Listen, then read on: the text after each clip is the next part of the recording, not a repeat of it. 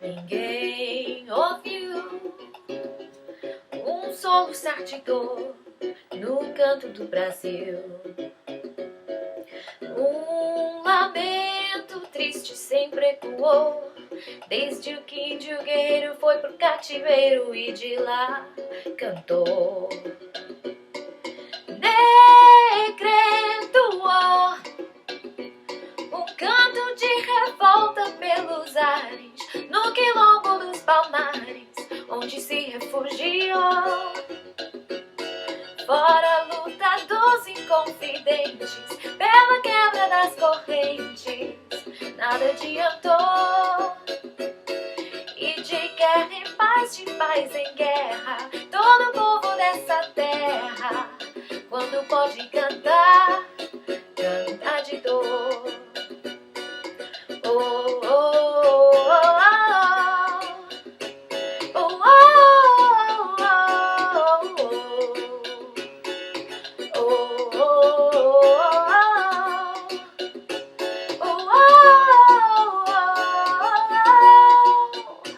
ecoa a noite e dia, é ensurdecedor. Ai, mas que agonia, o canto do trabalhador. Esse canto que devia ser um canto de alegria, sou apenas como um soluçar de dor. Oh, oh, oh, oh, oh, oh, oh,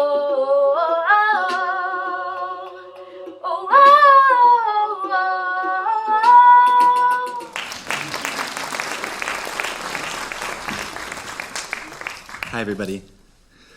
My name is Parker. I'll tell you a bit about how I knew Fernanda in a moment. I take this moment to pause and reflect on who's around us and who's in this space with us, because this feels rather exceptional. I've been to a number of celebrations of life in my life, or before that they were called funerals.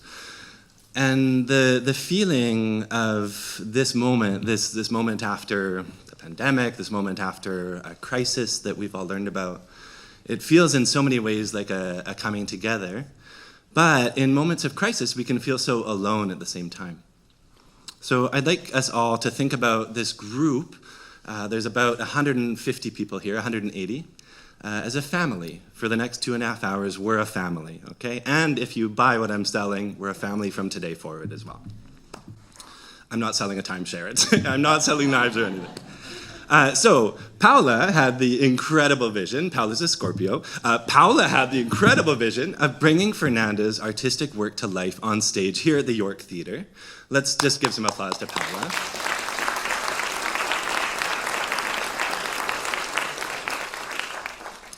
And today we're going to bring life to some of Fernanda's work, some of Fernanda's words, some of Fernanda's theatre. We've already heard some of Fernanda's song.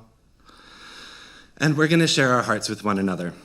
A little note on self-management. Today we're talking about somebody whose life ended in crisis.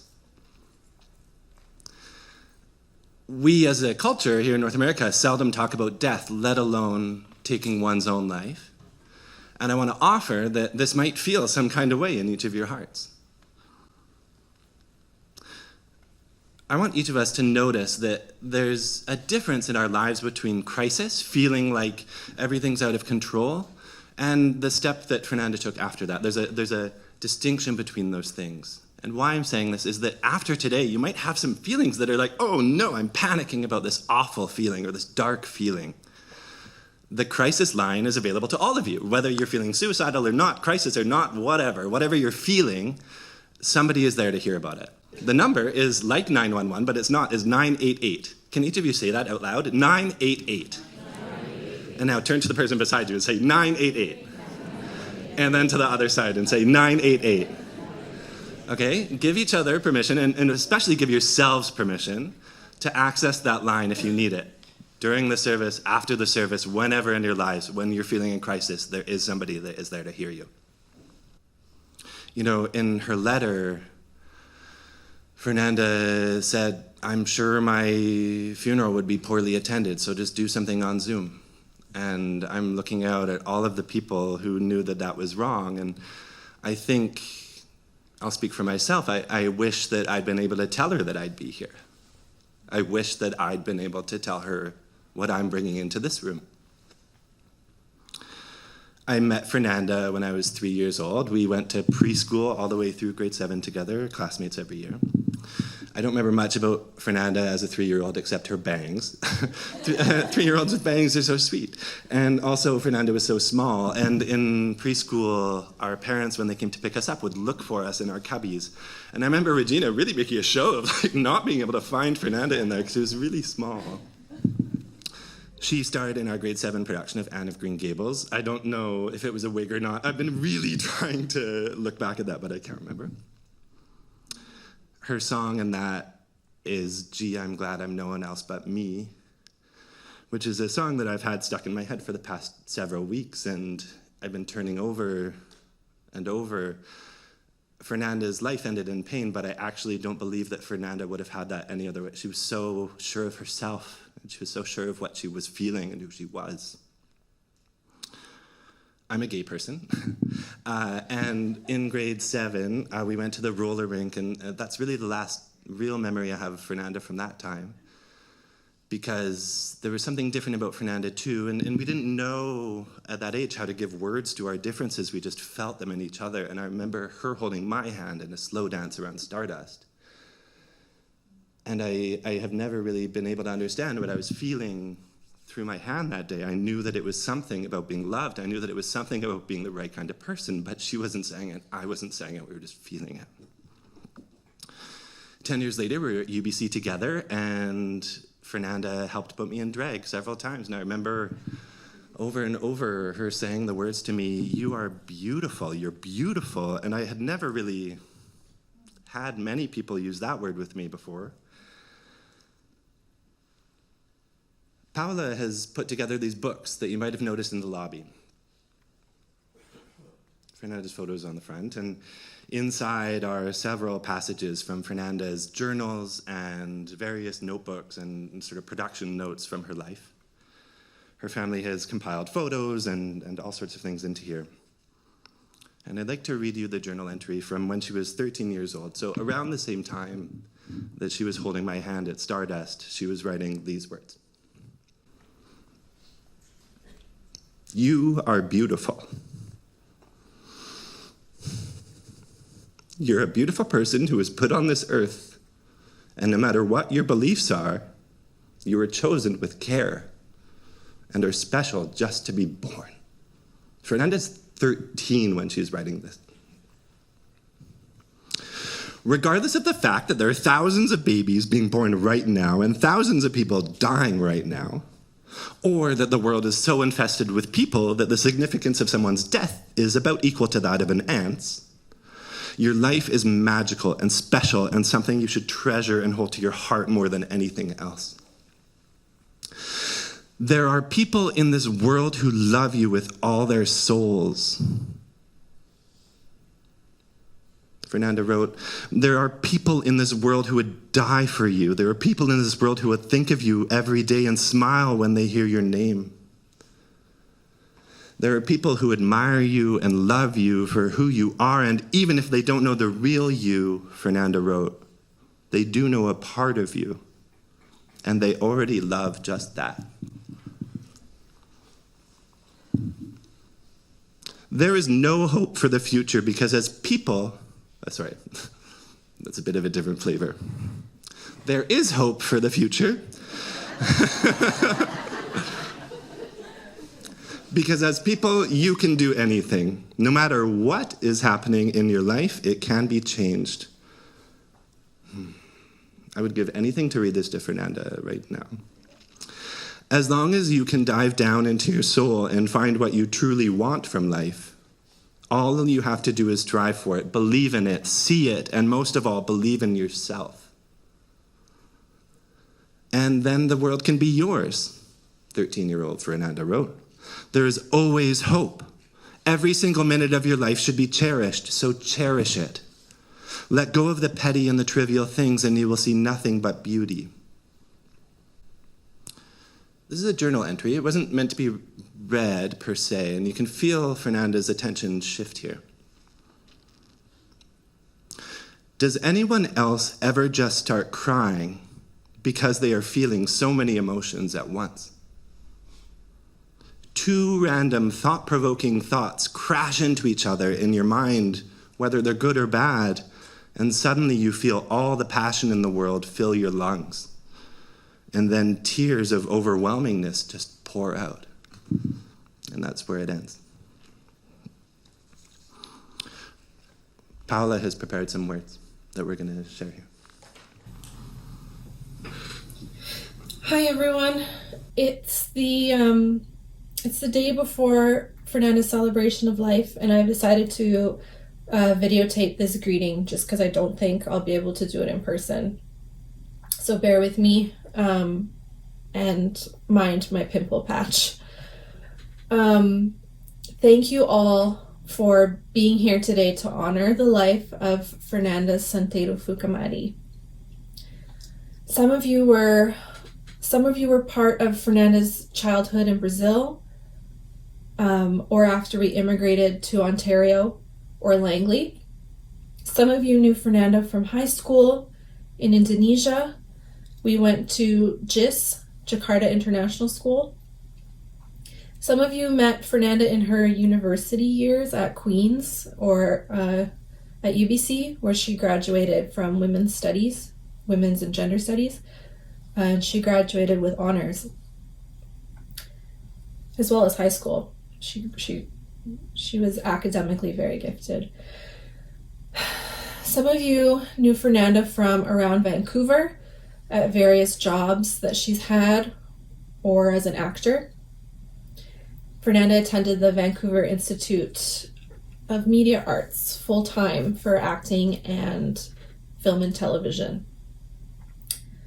Some of you know Fernanda because she was active in circles revolving around healing and recovery. And some of you have known Fernanda for the last couple of years in the interior of BC in Blind Bay, where she was living when she passed away. And then there are friends and family who have known Fernanda through many of these phases in her life. And some of you never met Fernanda, but you know me, her sister, or our mom, Regina, and our father, Sergio. And Fernanda is such a big part of us. And so we appreciate you being here and just getting to know her and being there just to support us during the hardest time that we've ever faced. Our family in Brazil wishes, obviously, that they could be here, as well as Fernanda's many friends that are scattered all over the globe.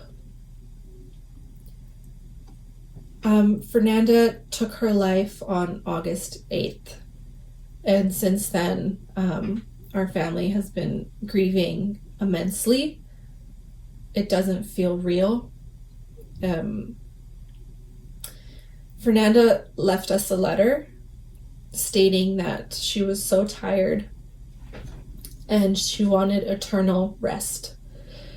She's battled with depression since she was a teenager, and also with disordered eating and food addiction since, for a long time. And Fernanda left a will and entrusted me with her phone and all of her possessions, including her beloved dog of 7 years, Dakota, who's now part of mine, Adam's family. We laid Fernanda's body to rest last month, and my dad will talk more about that later. Creating this celebration of life today felt very necessary. Fernanda kept everything. Boxes and boxes of photos and journals, writing, any birthday card that you've sent her even when she was 7 years old is here. And Fernanda had mentioned in the past that she would love to write a memoir one day, and she has the material to back that up. She's always treasured history. She interviewed all 3 of our grandparents like 10 years ago. She wanted to know their history, and she never ended up doing anything with that. But the fact that Fernanda was like that, and combined with the fact that my mom was always behind the camcorder when we were young, it provided me with a lot of material in preparation for today. I have spent the past 7 weeks completely immersed in all of her things, and I've basically relived her entire life, and it's been healing for me, just because I have a horrible memory, and Fernanda has the opposite issue. She remembers everything, and almost to a fault. I think that moving on from troubled parts of her past was a constant battle for Fernanda throughout her whole life. And while trying to plan this celebration of life, I felt conflicted on, do I focus on the good times? Do I focus on her art? Or do I talk about her pain? And I realized that they're one and the same. And in reliving her life behind the scenes, it reminded me of the pain that she felt and the struggle that was very real inside of her own mind. And my family knows that. We've always known, and we're just so proud of her for working so hard her entire life to live authentically and do the hard work it takes to heal trauma. And I wanted to talk about that a little bit. Fernanda taught me and our parents so much. She taught us that trauma isn't just the big stuff, like, murder, war, violence, physical abuse. Trauma is also the other needs that aren't met, and they live quietly but widely among us. And it can be intergenerational, and it happens to everyone. And as a society, we struggle to hold space for these conversations around trauma, and it's something that we need to improve on. Fernanda always pushed me and our parents to work on ourselves, and work on our own traumas and heal our own inner child. And it was tough at times to have someone there constantly kind of poking, but I've said this for a while now, that Fernanda has made me a smarter person, and she's made me more empathetic and just made me a better person. I owe a lot to her. A big part of who I am and my worldview and my politics have been influenced by Fernanda. I'm just so grateful to her. Fernanda always shared this quote with me. It's no measure of health to be well adjusted to a profoundly sick society. And she's right. Our world is deeply wounded. The last few years have definitely pushed that to the surface. And Fernanda was such a sensitive soul, and she felt it all. Even as a small child, she was wise beyond her years, and she felt the pain of the entire world and even her ancestors. And so with this rich inner world that she had, her struggles were intensified. But so were life's joys as well. So today, my parents and I want to share Fernanda with you. We want to share her singing, her memories, her writing, and her performances. Fernanda was very private about her art, and she hated social media. And if she were here today, she would be freaking out. She would be like, how dare you share this, or no, that's a first draft, or no, I was so young when I wrote that, because she was a perfectionist and she was stubborn as they come. And if you know Fernanda, you know that's true. But since she's not here to stop me, I'm putting it all out there, and I keep saying, like, sorry, Fernanda, you're not here to stop me, and I want the world to see you, and I just want to share her, because I've always held back and walked on eggshells a bit with her. So I want to share her because she's beautiful and talented and unique. So,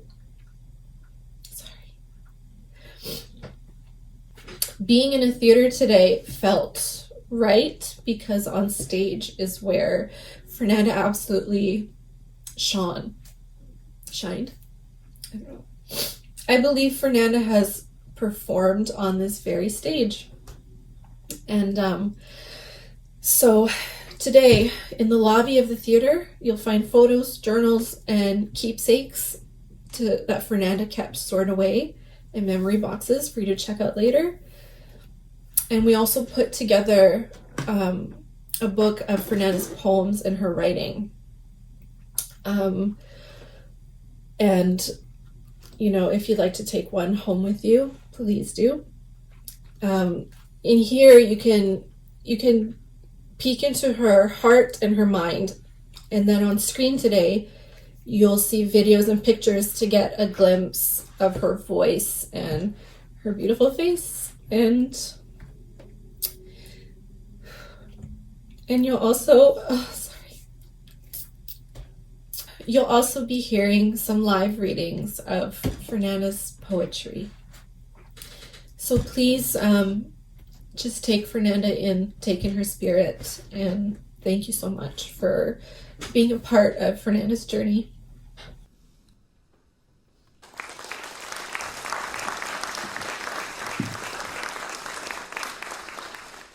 Thank you, Paula. This next video is a compilation that Paula has put together of Fernanda's earliest years in Langley.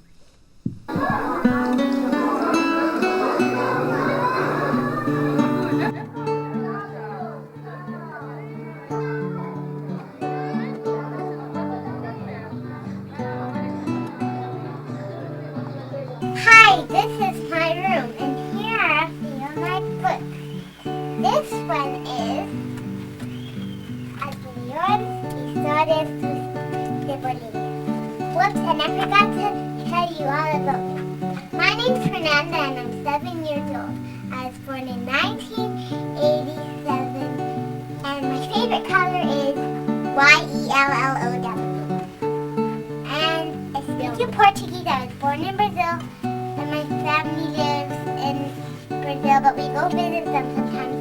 And me, my sister, my mommy, and my daddy, we live in Canada here. And this is my bookshelf. Okay, bye-bye No, now. I'm not finished. Okay, 1 second. And choo-choo, bye-bye.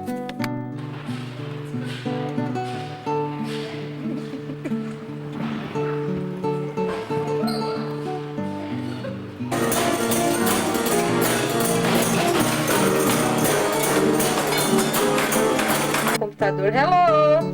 Hi, Mom. Fala oi! Oi. Fala alguma coisa aqui, macacada. Oi, eu tô escrevendo uma coisa pra E você, Fernanda? Fala em português. Essa fita é brasileira. Ah, não faz assim. Fala direitinho. É pra ela escrever. Tá bom. Então. E aqui é a Fernanda.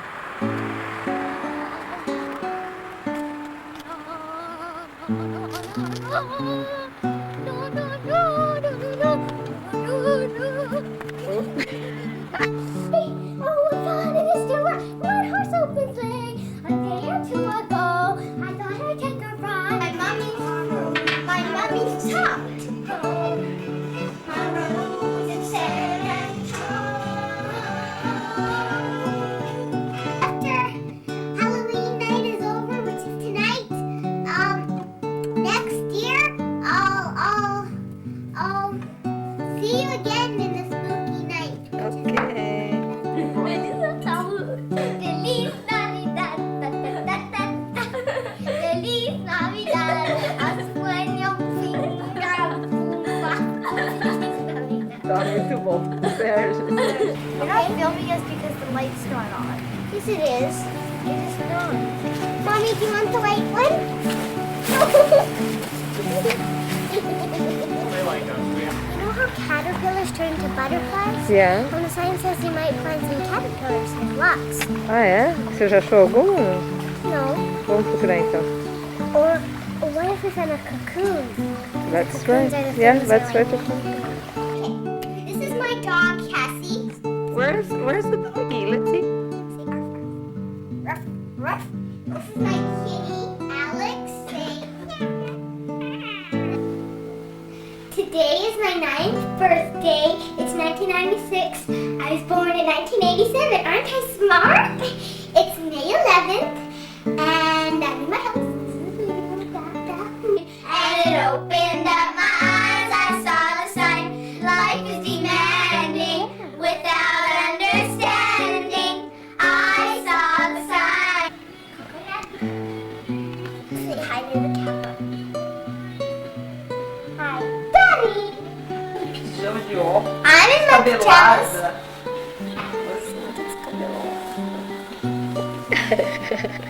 Merry Christmas, we wish you a Merry Christmas. We wish you a Merry Christmas and a Happy New Year. Whether it's snowing or whether it's raining, we wish you a Merry Christmas and a Happy New Year. Huh? Mommy! Tem que desligar a luz. My hair is really bad besides that. Hi! What?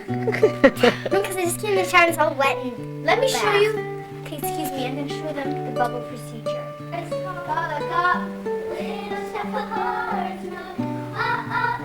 Mommy, we're number 7.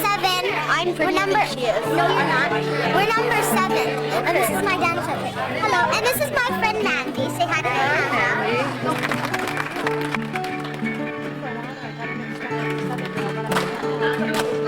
Yes, yes, Hang yes. on, hang on. Hello. Hi. That's Sarah. She's my best We friend. need some music here, huh? Okay. This is Paula. This is Paula right here. You know her. And then that's Dad. Okay. That's Fluffy. And that's Sneedy. They're all That's people. Chihuahua. Can you open them now? And then where's Chili's?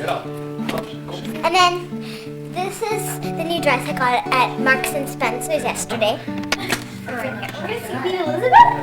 Queen Elizabeth is Queen Elizabeth Theater. Yeah. That is really good. Cool. Marcia, look at the back. Marcia, And they try it from the Spice Girls. Osh Spice. You don't do that. Você pode me ouvir? Desliga o seu colete. That's the way to start.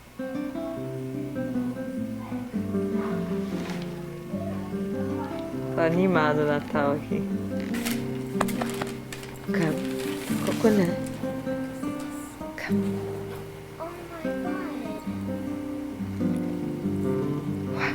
What is that? Impossible. It's a magnet? With my name on it, that's like a miracle. It's a miracle. Only Santa can do those things. Hello. Whoa! What are you doing? He's not a hyper dog, but holy! You're not a hyper Come dog. on in. Is it really taping? Cool. Oh my gosh, my hair must be. Slide, slide, glide, glide through the freeway all night. Slide, slide, slide, glide through the freeway all night. All night. Freeway, freeway, freeway, freeway. Fala alguma coisa. Comida tava ótima. Deixa eu ver seu prato. 3 minutes till countdown. 1990. Tá recordando.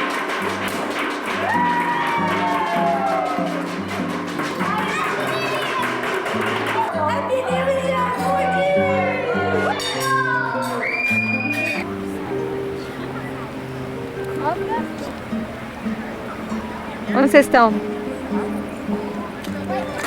White rock. Down. Roll over. Up. Jump. Sit. Sit. Mommy, this plum has a bruise on it. Not filming. You should have changed since yesterday without any warning. And you want me back, but you cannot have me. I'm falling.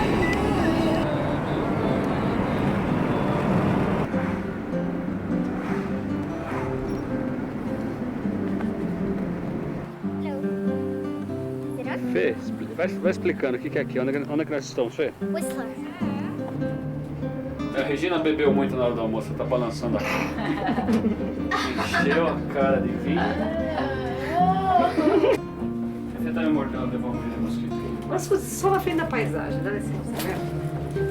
Hey, this one's Taz, the black one, and the white one's coconut. So much. But Dad, we're gonna zoom up close. How do you use it? Press this button. Forward. Here, let me wipe it off.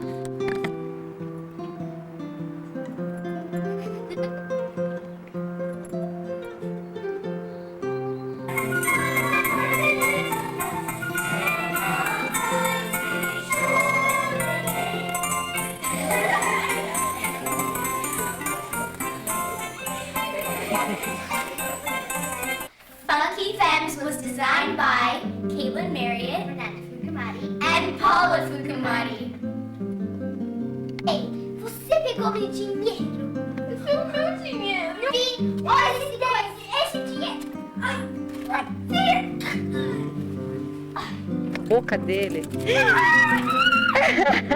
And this is the cap for the camera. Paul don't. Doesn't look a day over 40 yet. He's 42. And there's his hairy nose. I'm a future star planet gypsy girl. There's Mommy when she was a little girl. Fernanda Fukamati.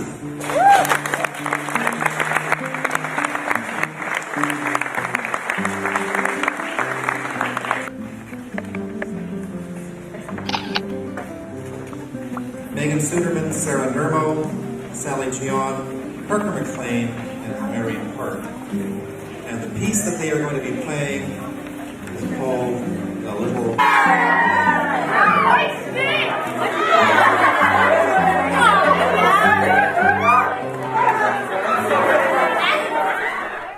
Well, that was completely emotional. Thank you, Paula, for putting that together. All of you get to,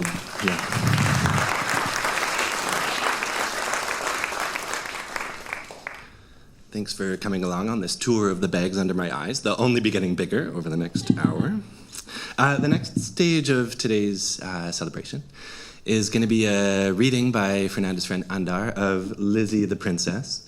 But before we get to that, Paula asked that I share the letter that Fernanda wrote to submit this for publication at the age of 13. Dear editor, I would like to submit the attached picture book manuscript, Lizzie the Princess, for your consideration.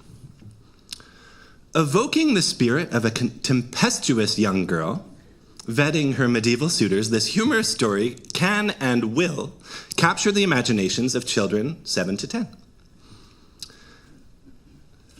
Fernanda wouldn't just go for that. There has to be a sell, and here it is. I believe that with its whimsical rhyming structure and fiery protagonist, does that sound familiar? Lizzie the Princess will reflect your commitment to publishing books that children will want to read for pleasure. Please note that I am submitting to other publishers as well. Sincerely, Fernanda Fukamari. Andar.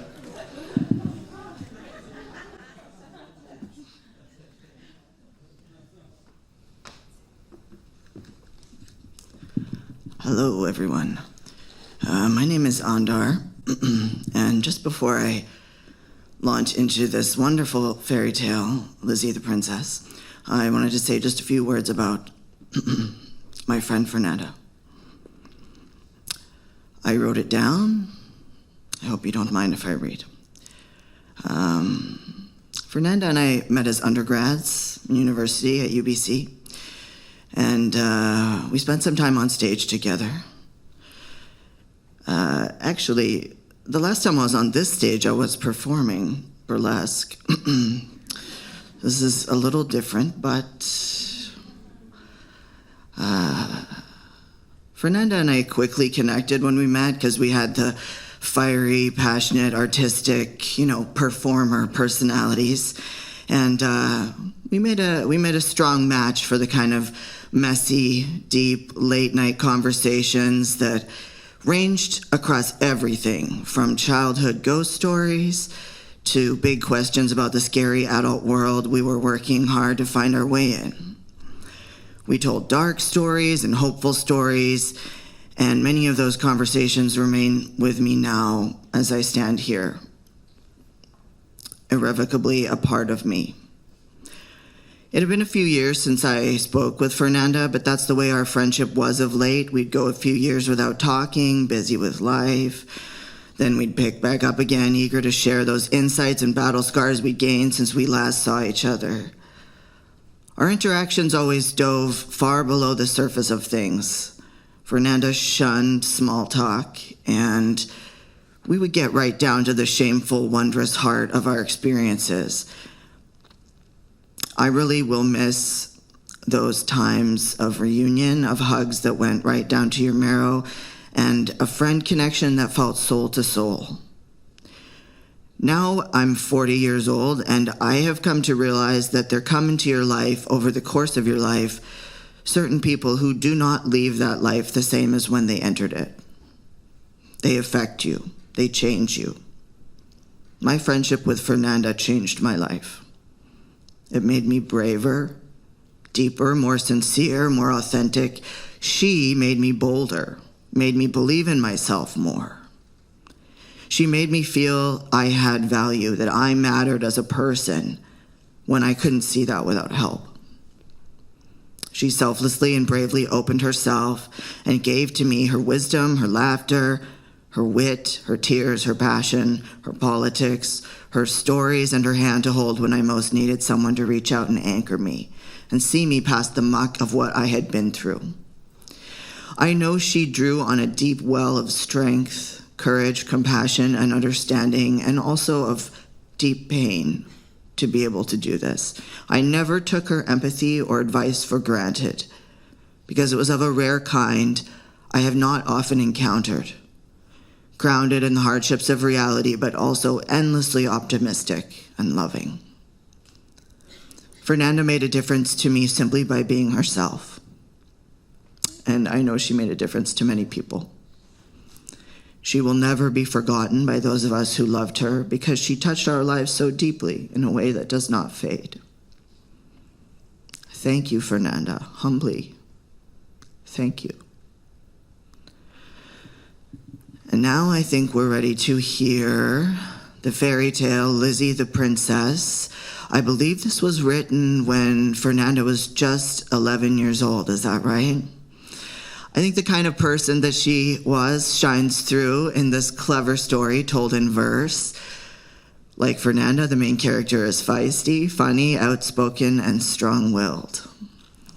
I have Lizzie the Princess here in front of me, but you also have it in the booklets that Fernanda's wonderful family have provided for you to read. Lizzie the Princess. Here we go. In the castle of Sigwamaim, oh yes, this was once upon a time, stood Elizabeth the Princess, who had to choose from 10 princes. She was to choose just one. They'd be wed when the deed was done. But gee, thought poor young Lizzie, you see, it makes me dizzy that the eyes of this young fellow, by Jove, I swear they're yellow. So Elizabeth moved on, but number 2 was gone. His blood cannot be royal. If it was, he'd be quite loyal. The 3rd one seemed fair and cute, but his hand looked like a newt. And this stupid number 3, you see, he was drunk with tea. She said, "You're ugly, number 4, and he walked away and slammed the door. The princess was scared of number 5. He looked like he'd been stung by a whole beehive. Elizabeth burst into tears. Her father, the king, said, "Control your fears." So Lizzie moved to number 6. His stinky toes so rudely he licked. Number 7 was not there either. I don't deserve him, he isn't eager. Weird and panting number 8 had just arrived. He was late. What delayed you, number 8? I had trouble with the gate. You are quite kind, number 9. Thank you, would you like some wine? This threw the princess into a rage. The whole land knew she was not drinking age. When Elizabeth moved to number 10, she saw the finest of all men. He was handsome, cute, smart, and kind. "Oh," said Lizzie, "please be mine." "No way," snorted number 10. "I have a wife. Her name's Jen."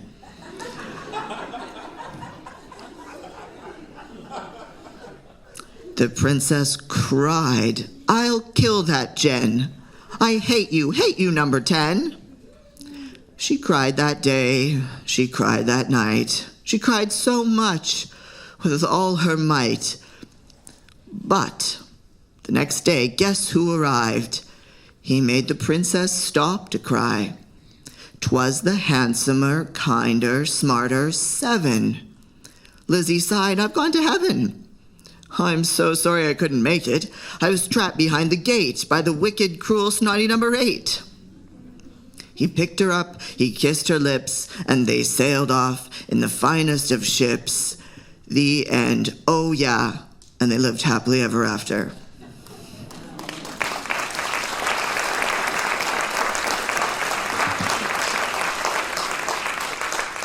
This next compilation is from the years after the Fukamadi family left Langley and went to Jakarta.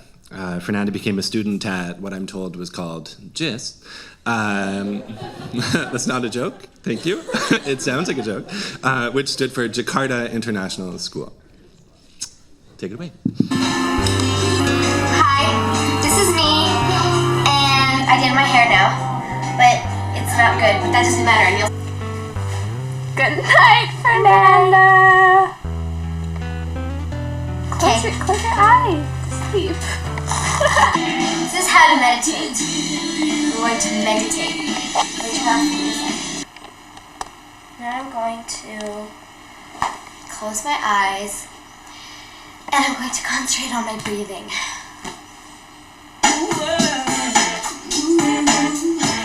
Too late, stupid! Not! Amazing grace, how sweet the sound that saved a wretch like me. I once was lost, but now am found. Was blind, but now I see. Oh, Romeo, I come. This do I drink to thee.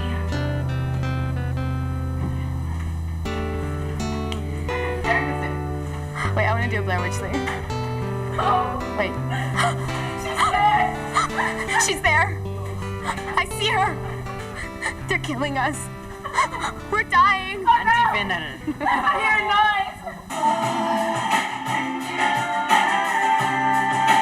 always the cool one, but I was never that sure. Shakira, these are all the productions I have done at GIS. I don't have any from my old schools in Canada because I don't think I ever kept posters, but I moved here in 8th grade.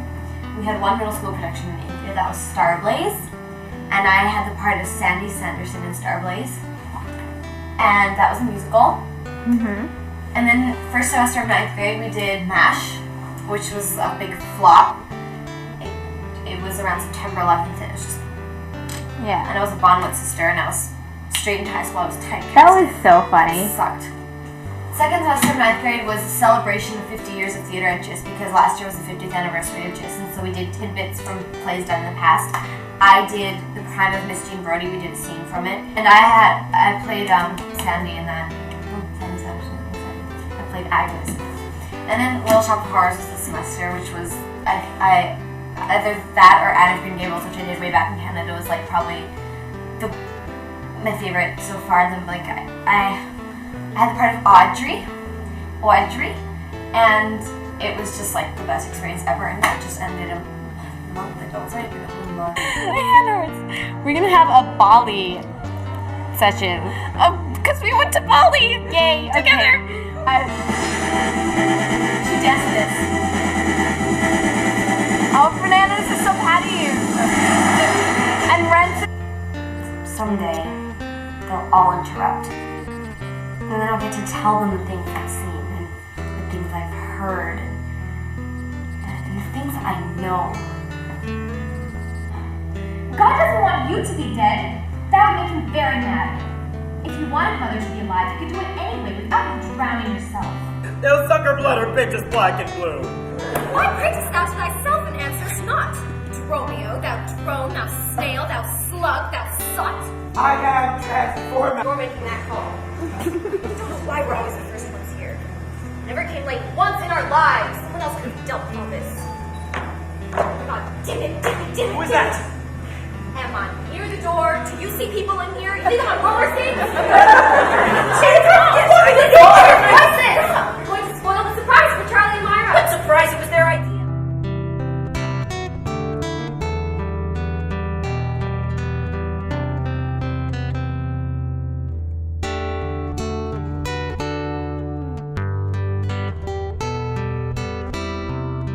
I guess this is it. Off we go. All right then, is everything packed and everyone got everything together? All right, don't forget to lock the gate and off we go.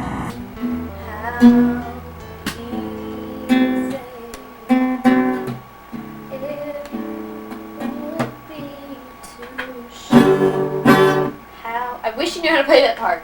I look like shit because we just saw The Notebook, and I have never cried that hard in a movie ever in my entire life. I was like sobbing, like kind of sobbing where something happens in your personal life and you like cry yourself to sleep. Yeah. So, anyway. It's not easy when you're gonna swim.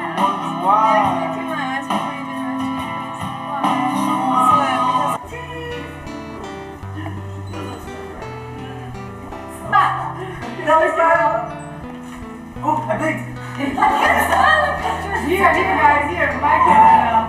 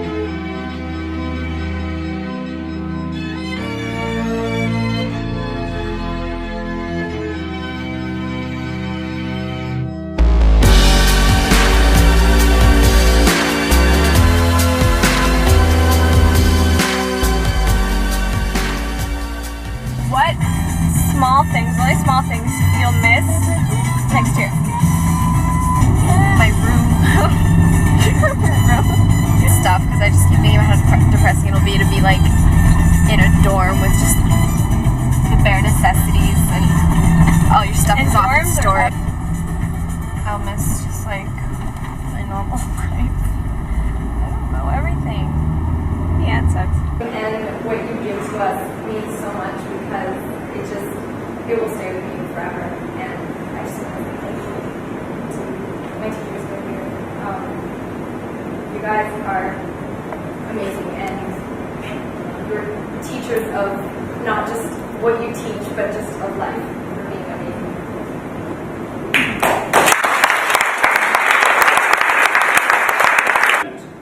We went back to Canada to tell Fernanda and Paula, her sister, about how good Jakarta was and how good school we had here.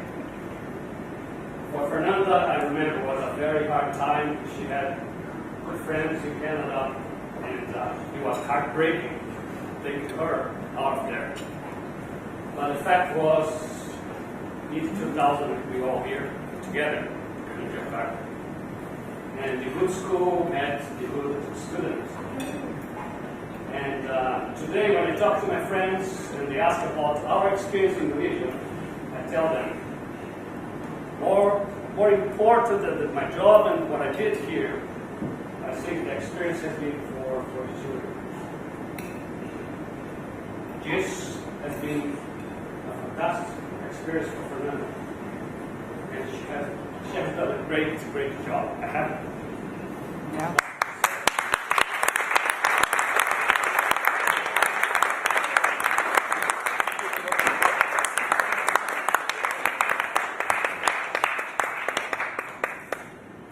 I want to thank Fernanda for the great performance, great job. I have no words to describe what she has done. And so Fernanda, I'm very proud of you.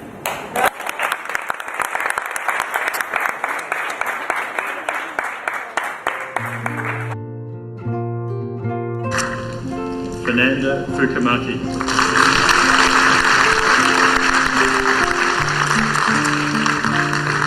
The class of 2005.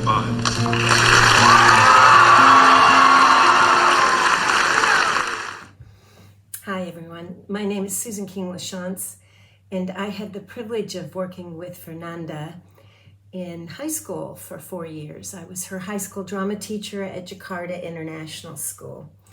I probably spent more waking hours with Fernanda than her parents did, because for 4 years she was pretty much in my space back there in the drama room every afternoon after school. And it was a delight. It was a delight to work with her. She, I'm pretty sure, was everything I did for 4 years. From the minute Fernanda stepped on stage, I knew that she was special.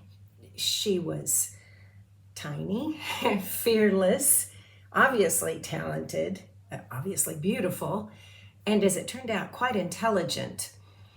Whenever Fernanda was on the stage, I could breathe. I could breathe easily because I knew, she was in control.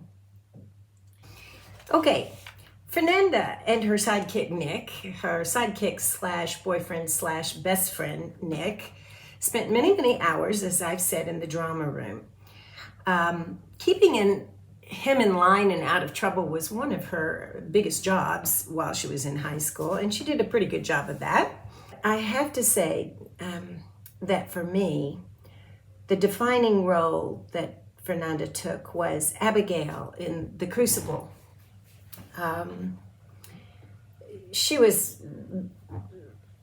There was no contest. She was going to be Abigail. In fact, maybe I picked the play for her. It's a possibility. In that role, she was chilling, hypnotic, stunning, haunting, captivating. I could go on with adjectives, but you get the picture. The courtroom scene where the girls become possessed was something that if you witnessed, you would never forget it. And also the scene in the forest where Abigail and Proctor, played by Nick, meet, and Proctor becomes aware that she is either delusional or just purely wicked. And the really cool thing about it was that Fernanda left us not knowing which it was. It was an extremely nuanced and sensitive portrayal, and one that I don't think you would get from just your average high school player. Fernanda was not afraid to take risks.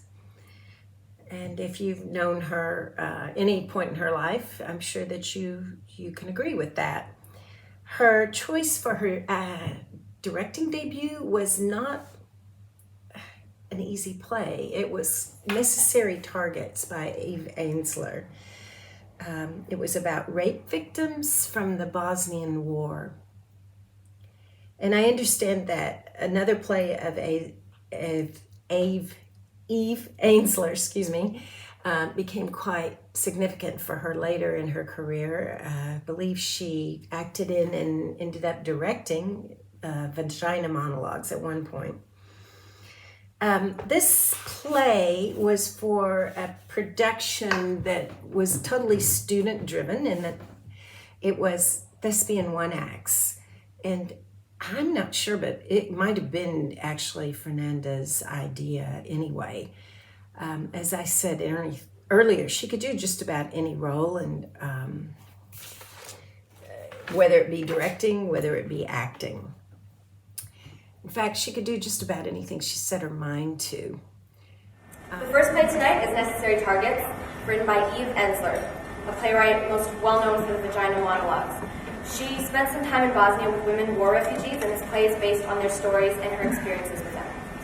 It takes place in the early 90s, after the civil war in Yugoslavia, which, as is well known, was a horrific conflict that raged for 3 years. It involved ethnic cleansing, rape, and the death of 250,000 people.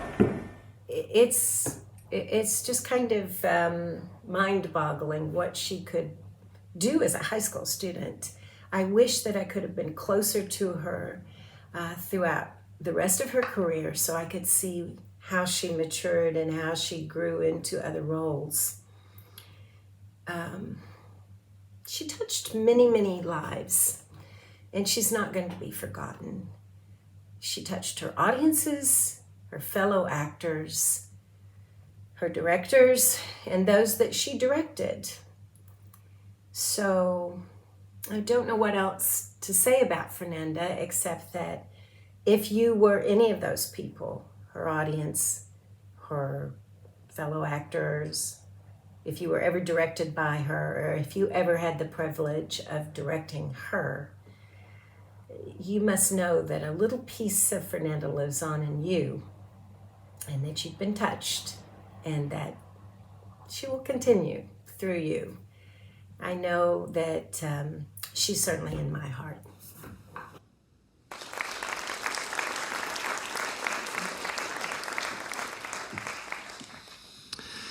Next up, we're going to hear from one of Fernanda's instructors from Van Art's Film and TV School. Chilton Crane is here to share some words about Fernanda and to share some of her writing as well. Chilton.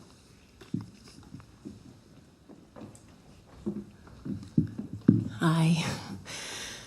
Well, I made the very poor decision not to write anything. I thought, I'm just going to speak from my heart, and now I'm feeling a lot, so it's a little complicated, so bear with me. I first met Fernanda about 11 years ago when she auditioned for our program.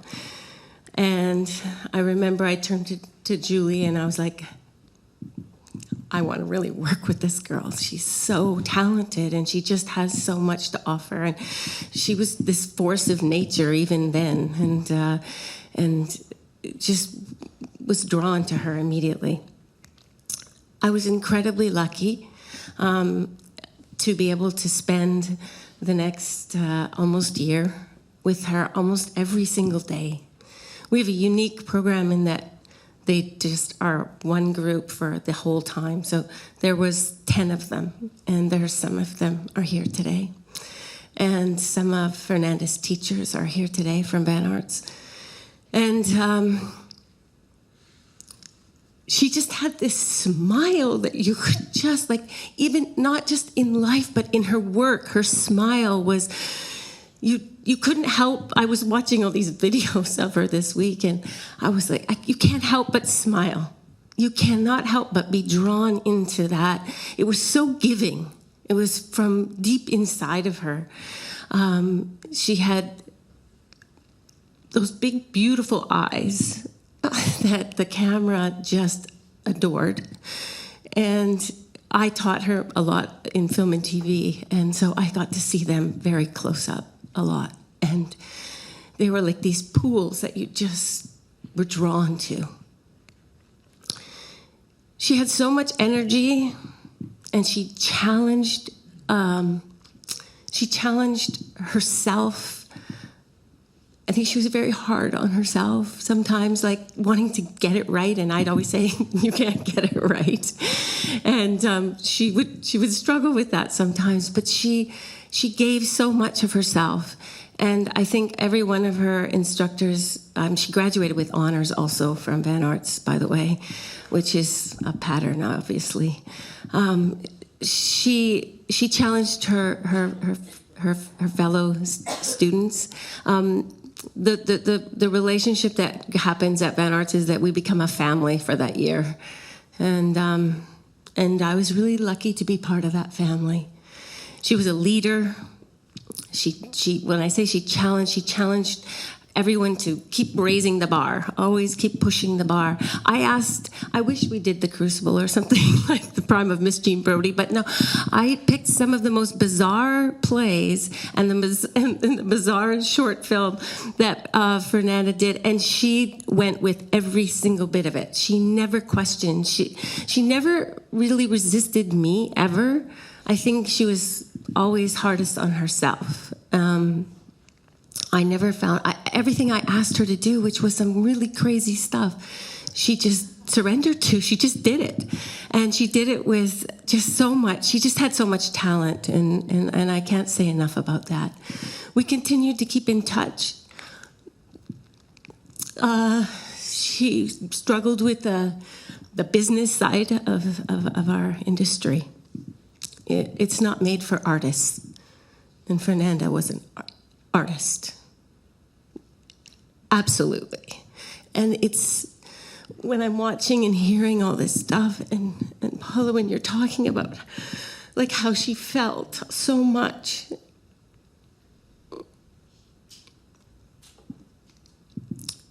it was just special, very, very special person. There's no one, like I tried to do a video. I started and stopped it 20 times. No, that's not true. 40, 50 times. Because it was just hard to get through, and I just wanted to do right by Fernanda. I wish we'd work together more. Sometimes she'd call and I'd just put it on speaker, and I'd keep working, doing stuff at the school, and we'd talk. We'd just talk about life, about how to deal with the industry and the business aspect of being an artist. It's very complicated for a lot of us. But she just kept doing this. Anyway, she kept doing it. I was... there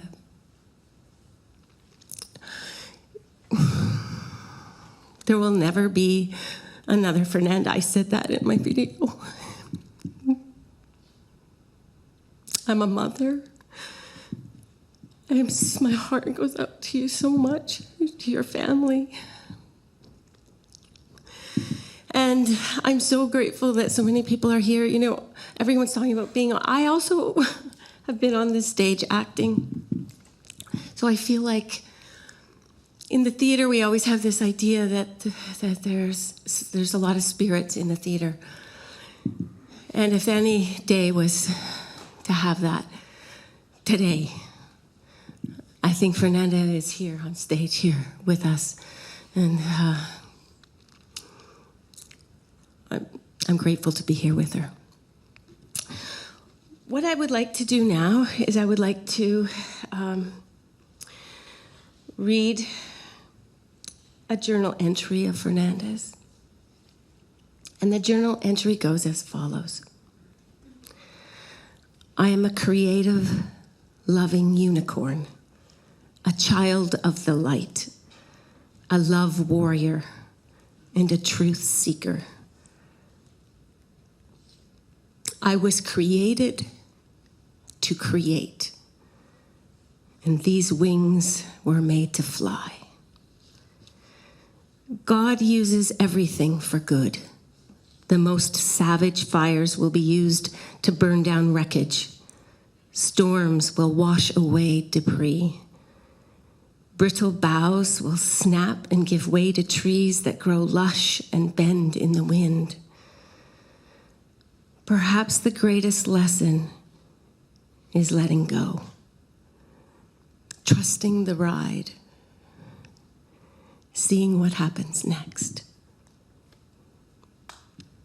Every night is followed by a day. That's Fernanda's words from her journal. Next, I hope that you enjoy a video compilation of the last 15 years or so of Fernanda's life. It's a mix of Fernanda's acting and her everyday moments. Thank you. I don't have time. Time? There's never enough time. I didn't have time to study. I probably failed my psych exam. I'm never going to get into med school. I'm going to let everyone down. God, I'm so confused. Okay. Pills?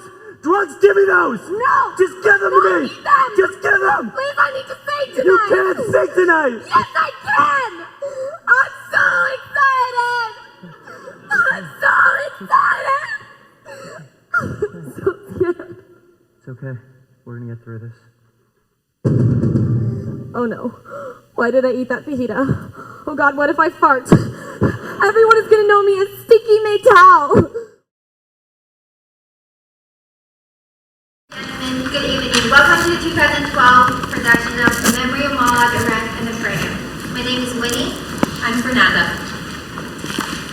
And we're the coordinators of Yes, UBCB Day. Before we begin, we would just like to acknowledge that we are on unceded Musqueam territory.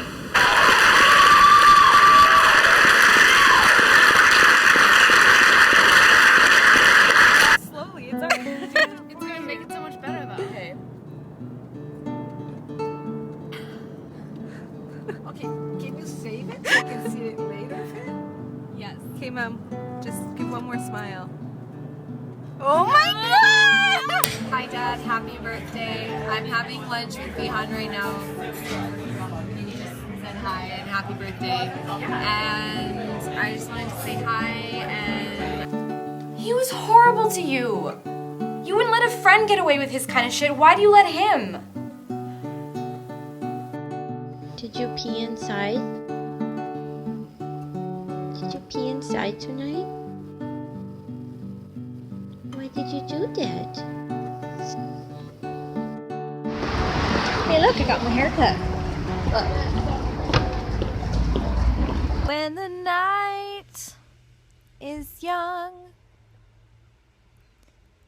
and the land is something and the moon is the only light we'll see.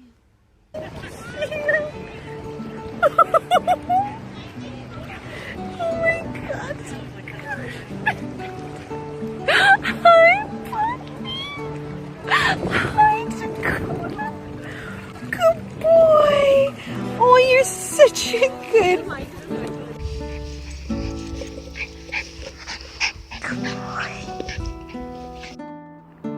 Once upon a barren moor there dwelt a bear, also a boar. The bear could not bear the boar. The bear thought the boar a bore. Give me smoochy kisses. You wagging your tail.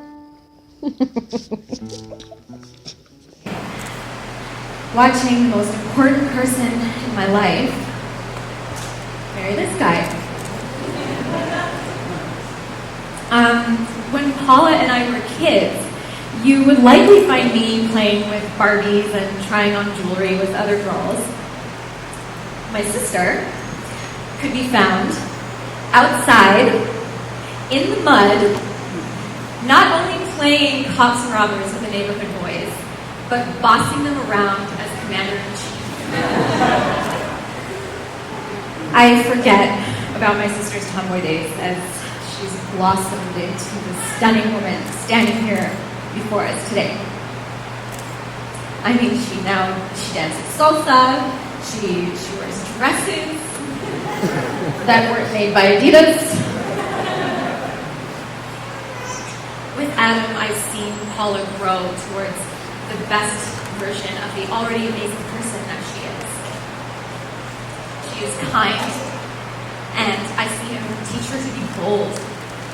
She is smart, and I see him celebrate that. She enjoys life, and I see him do the same. In turn, Adam must know that he is #blessed to partner with my sister, a loyal person who lives without pretense and who carries more love in her heart than most people know. There isn't a doubt in my mind that this union is blessed. I am so excited that Paula and Adam are going to build a life together and stand by each other's sides through the thick and the thin, that these two people both are beautiful, kind, silly, and good. This is quite simply meant to be. Thank you. Merry Christmas! You're green and you're blue. Merry Christmas! Merry Christmas! Team Orange is up first, I think. Are you Team Orange? Yeah, okay. What team are? TikTok talking is a popular practice. What? TikTok talking is a popular practice. You've been having the good stuff. Mind? Help yourself.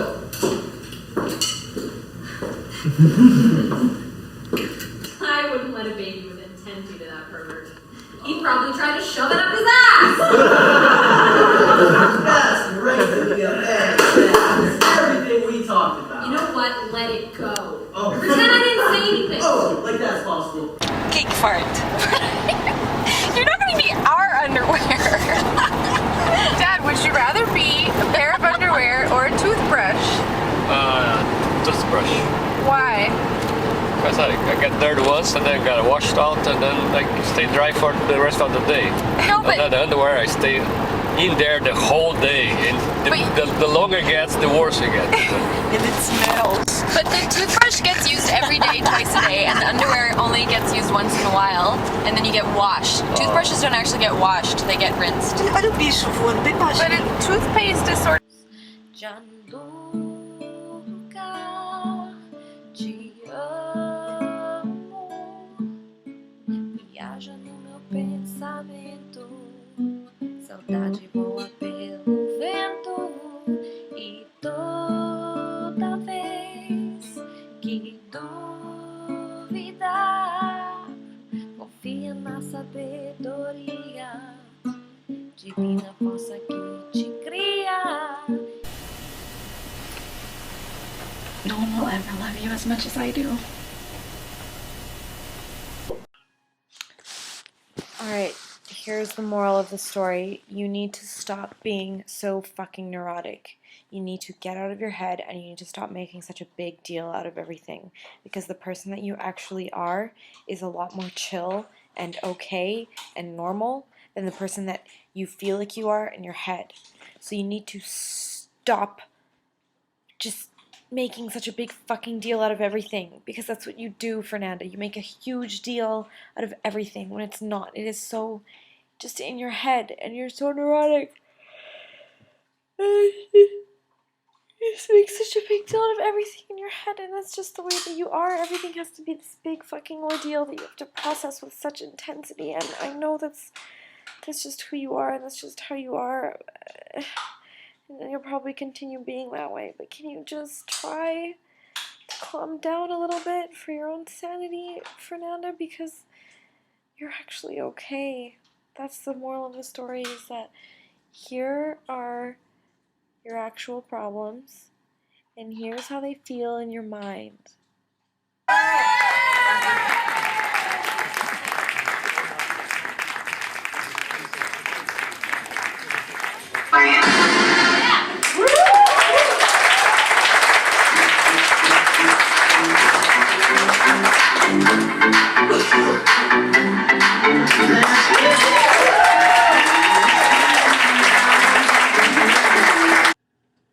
My sticky shoes. My sticky shoes. Why you stick on me, baby? Thanks for the lights, honey.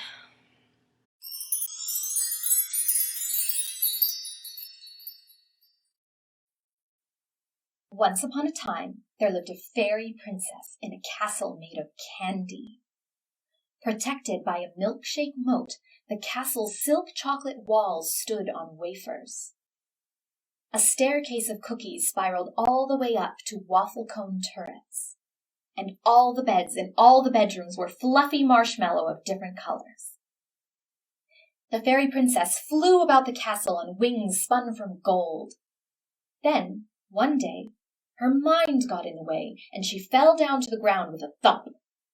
Because we all know that lovely thoughts make you fly, while neurotic head noise lands you on your ass. The fairy princess rubbed her derriere and frowned. Curse you, mind! She wagged her fist at her skull and rolled her eyes into her head as though she could see the mechanics of her noisy brain.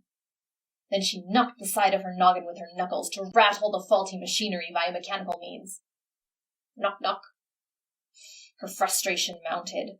Knock, knock! Still the wheels squealed and the gremlins inside her brain chattered away. The fairy princess could take no more. She clutched her head with her tiny hands tipped with glittery pink nails and bellowed with all of her might, Enough!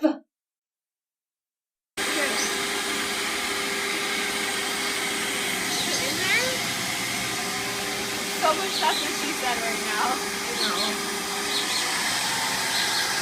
Okay, done. It's like the loosest concept. Yeah, I think you're better than that. Leo? Oh my god, babe, it's so good to see your face. Here. I'm serious, Samantha. You don't look well. When's the last time you had a checkup with your oncologist? Excuse me. I am perfectly healthy and I'm fabulous. Your Transylvanian lover. You got bitten, didn't you? With all its sham, drudgery, and broken dreams, it is still a beautiful world. But if it's the only way to help Sean, I mean, what's the worst that can happen? Shit. I gotta pee. I'll be right back. My husband and I actually live just down the street. Oh, terrific. Yeah, we want to sell our home as well. We're looking for an agent who has experience in this neighborhood. I have a ton of experience in the area. So I'm worried about losing what money I've saved. But I know investing is an option for me to meet my financial goals. But it's hard to find information on how to get started with investing. I know I can Google it. But there's so much information out there. It's A workshop called Acting Essentials. We'll be starting on October 2nd at Shoreline Studios. It'll go every Wednesday. For 4 weeks in October from 6 to 9 p.m. For more details, click on the link in our profiles. This year. Yeah, Super Bowl fantasy football. Hey everyone. Hi, so welcome to today's session. As most of you know, I'm Miss Carrington. And yeah, so just as a reminder, you know, whatever we've got going on, it's all welcome here. Thank you. My daddy was out, shit I don't even know. Getting high in these streets, too preoccupied to teach his own.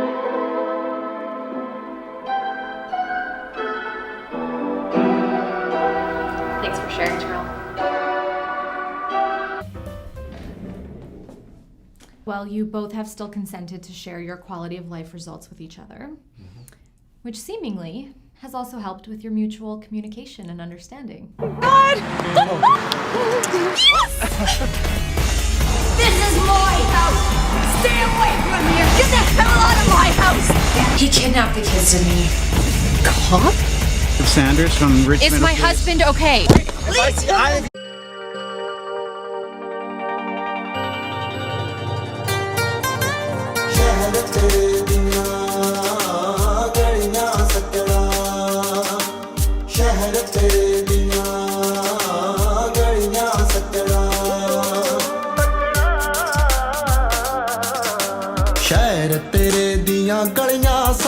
It's rolling. Yeah. Whenever you're ready. Rachel? Oh, Felix! Oh, I'm so sorry I'm late. Beauty takes time. Speaking of beauty, it's a gorgeous day today. Speaking of gorgeous, look at you! Dakota, go kiss Grandpa. Go kiss Grandpa. Go kiss Grandpa. Good boy. Good boy.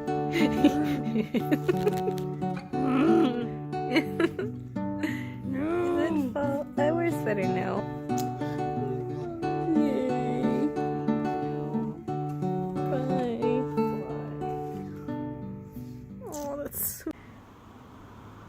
There's something on my heart that I really want to share during this time when there's so much going on energetically in our world and a lot of people are feeling a lot of fear. When I was 14, 9/11 happened and I was living in Indonesia at the time with my family, and I didn't have any tools for processing trauma back then, and I turned to just typical unhealthy coping mechanisms that turned into addictions later on in my life. And now as an adult who has been in a lot of recovery and therapy, I've gained so many tools in my healing that have helped me to process trauma. And I realize that what's happening right now with the virus and the pandemic has triggered some of those old feelings. And it made me realize, and other people are writing on this as well, that what is happening is a collective trauma. It's quite shocking for most of us, and trauma is a real thing. The more that I heal on my journey, the more I realize how most people are walking around with significant amounts of unresolved trauma, not only from our own lifetimes, but from our parents and their parents. And you know, it makes me think of when we see people hoarding and stockpiling. At first I got really angry and I want to say, people are so selfish, what are they doing? And then I remember that our ancestors have literally starved. You know, we've, as a species, we've gone through war, we've gone through famines, and there are very real traumas at play. And Dakota, sweetheart, I don't want you to lick your paws while I make this video, please, because I don't like the sound in the background, okay? And one of the main things that I've learned in my healing that I find so fascinating and useful and incredible is around feeling fear and processing fear. And the reason I wanted to make this video and throw it out on social media is that it blows my mind how infrequently I come across this type of work in healing spaces. Rarely have I come across spaces until I came across this one particular space that teach how to feel and express fear. And I think this is so useful. I think this is so revolutionary that I want to share it. I want to share it with people because it can help us so much, especially during this time. If you look at animals in nature, they often shake their bodies when something traumatic happens. You know, you see, like I can see my dog do this. Like, he's a little guy, and if he gets scared, which he often does by big dogs, like his hackles will go up, and he's like, and he has like this intense, scary encounter, and then when it passes, he shakes out his whole body and like walks away, and it's like the whole experience has moved through him. And when apparently I haven't spent much time around ducks, but apparently ducks do this as well. They I don't know, they like shake their whole bodies if something scary happens, and then they move on. And for whatever reason, we're not really taught in our society how to feel fear and express fear. And when I first did fear work, I thought like, wow, it's really intense. And the irony, of course, is that it's scary. And I think that's why most of us don't learn how to express fear, because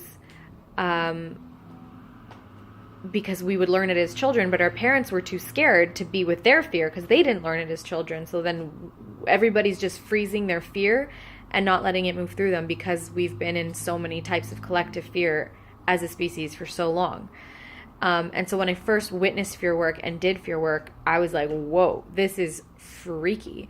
When humans feel and express fear the way that we feel and express sadness by crying, or feel and express anger by yelling and hitting pillows, it's a weird thing.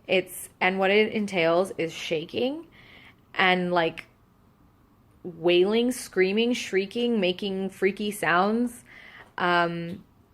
It's like a legit thing. Rhoda, I have to adult. You have to let me adult now. Oh, I have to make the choice to do it? Okay, fine. Ready? 1, 2, 3. Oh, I know how to get this to end. Go get it. There, it's over. On Sunday morning, you sure have changed since yesterday. Without any warning, I thought I knew you. Whoa, I thought I knew you. Whoa, I thought I knew you well,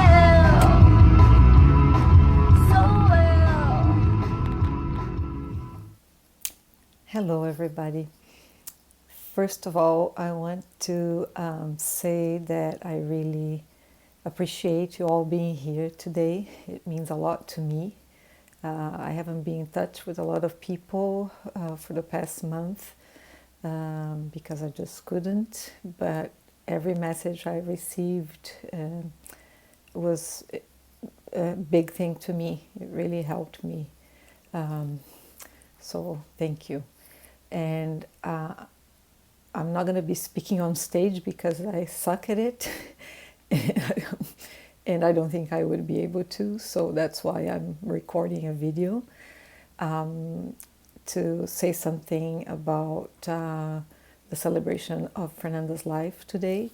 Just wanted to say that Fernanda was a special gift in my life, in our family. I'm very grateful that I was able to have Fernanda with us for 36 years.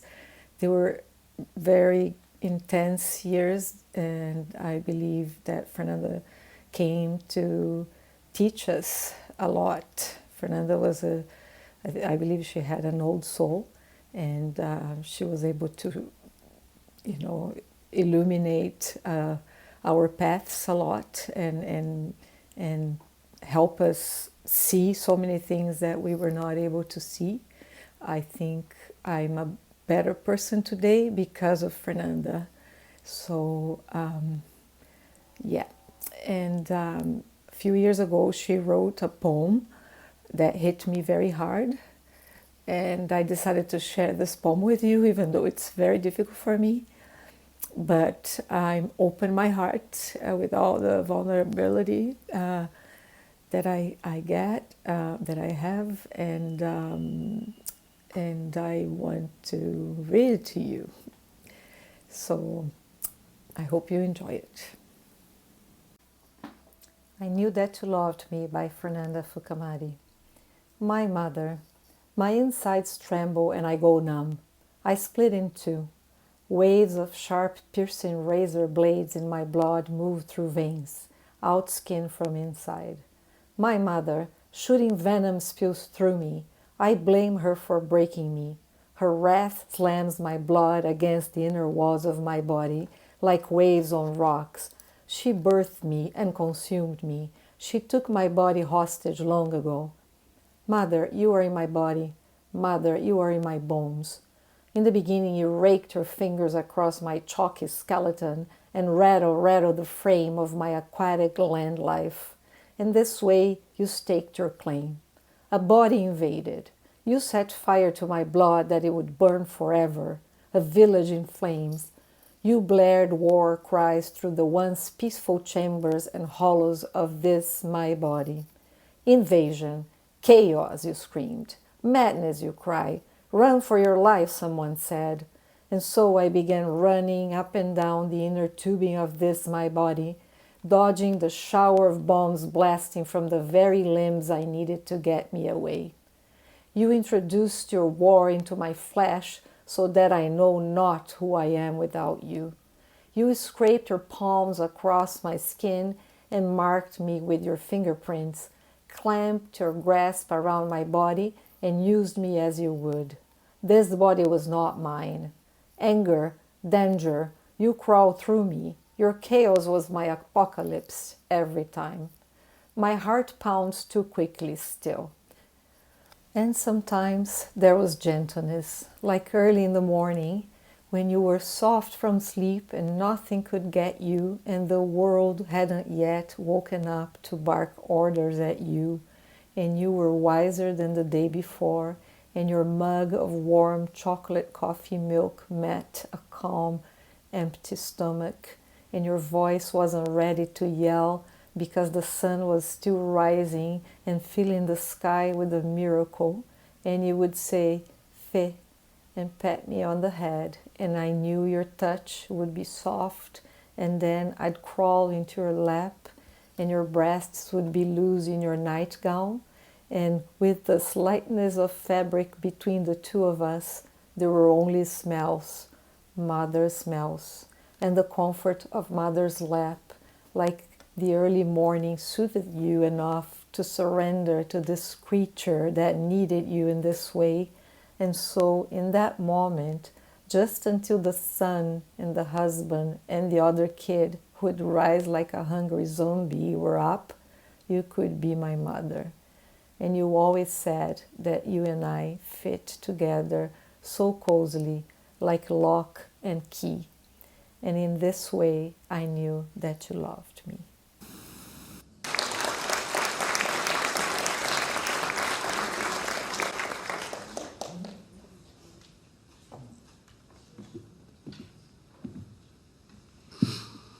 I just keep having that feeling every time I see Fernanda that I love her and I can't wait to see her again.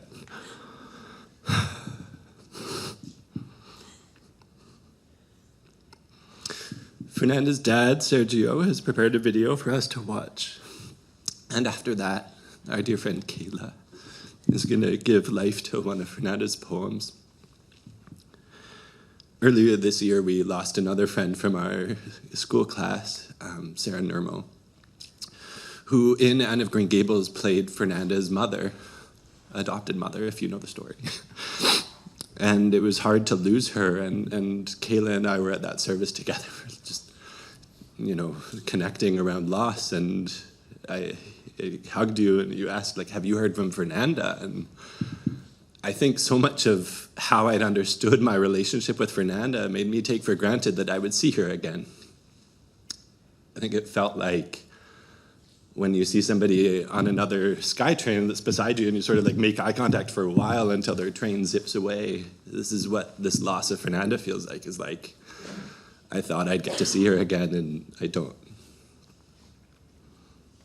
Let's watch Sergio's video and then hear from Kayla.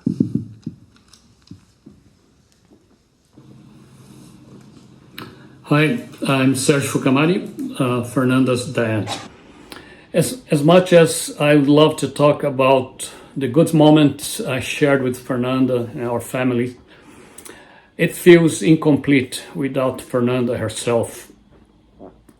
She was the living memory of our family, and her ability to recall specific details, names, places, it was remarkable. And she could take us back to the earliest chapter of her life. Fernanda was very present with every experience she had, and she would absorb all the senses around her. Fernanda was a very smart and determined woman. She was persistent and persuasive when working towards her goals. And she would infuse me and others with that same determination. In 2009, during one of my visits to Vancouver, Fernanda challenged me to do the grouse grind. If you don't know, it's a very challenging hiking up to the Grouse Mountain. And despite of a lack of preparation, I joined her. I struggled, but we finished it. From then on, exploring new trails became our tradition. Every time I came back here, every time we met. And it developed into my personal passion and hobby. Even during the peak of the pandemic, we managed to go out hiking and breaking the rules of social distancing. I remember Fernanda going out there and hiking and hugging trees, since we could not hug people during that time. Fernanda had a special taste for choosing thoughtful presents. Whether financially sound or short on cash, her presents were always meaningful to me. In the Christmas of 2020, she inspired us to create homemade gifts and not spend any more than $10. And she was my secret Santa and crafted a Mr. Bean calendar that has decorated my home office until this date. I every year replace the numbers and use the calendar. And for every month, there is a funny picture of Mr. Bean and a quotation.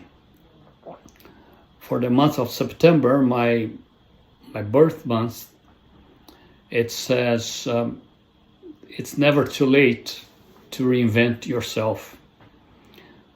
It's just a reminder for me to think about it every September. So maybe soon I will show up with my new version. Early in 2021, the city life in the middle of the pandemic became really unbearable for Fernanda. And she wanted desperately to move out of the city and go to a rural, more secluded area. As a step forward to our retirement, Regina and I decided to buy a home in a small community called Blind Bay by the Shuswap Lake here in the interior of BC. It's a very nice place. And Fernanda and her dog Dakota went to live there and help us taking care of that property. In spite of the harsh winter and her health conditions, Fernanda developed a good network of supporters and friends and continued pursuing her acting dreams while exploring the area. In late February, to my surprise, Fernanda invited me to see her playing a leading role in the 39 Steps, a new production at the Shuswap Community Theatre in Salmon Arm. It was a very successful play, to the delight of the audience and the whole local theatre community. In the words of the play's director, Fernanda made the whole theatre look better. And we were proud to see that she seemed to have turned a corner towards her dreams. I even got to know later that she was already in line for the next show when she lost her battle with depression.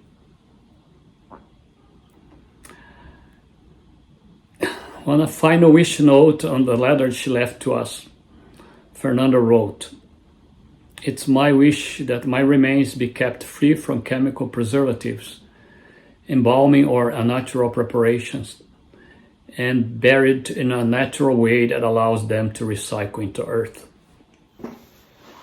With the help of the funeral home in Salmon Arm, we fulfilled Fernanda's wish, and on August 27th, she was buried in the small Blind Bay cemetery right by the lake shore, and not too far from the home where she lived. The intimate and heartfelt ceremony brought together around 40 people from various phases of her 2 years in Blind Bay, each touched by Fernanda's grace. Paula printed 100 photos of Fernanda and had them placed around the grave so the people could see her from early days. After the casket was lowered, we all threw lots of yellow flowers on it and then went on to throw all the pictures as well. Before I left, I took this picture from up above. And later on, when I zoomed in, I noticed that there was only one picture that stood out, which was this one on the screen. And to me, it is the last impression that Fernanda wants to leave with us. The happy, funny, and cheerful Fernanda. Many people who attended the burial ceremony were from the Shuswap theater community, including the actors who performed with Fernanda on the last play. When talking with them, I felt that Fernanda had created a very strong bond with that community, and that her journey there was still not over. In the days following, we visited the Shuswap theater in Salmon Arm, discovering an opportunity to immortalize Fernanda's legacy in that space. A GoFundMe has been created by Paula to renovate the dressing room, the space most cherished by Fernanda. Once completed, it will bear her name as a lasting tribute. So thank you everyone who has or will contribute, and thank you all for your love and support.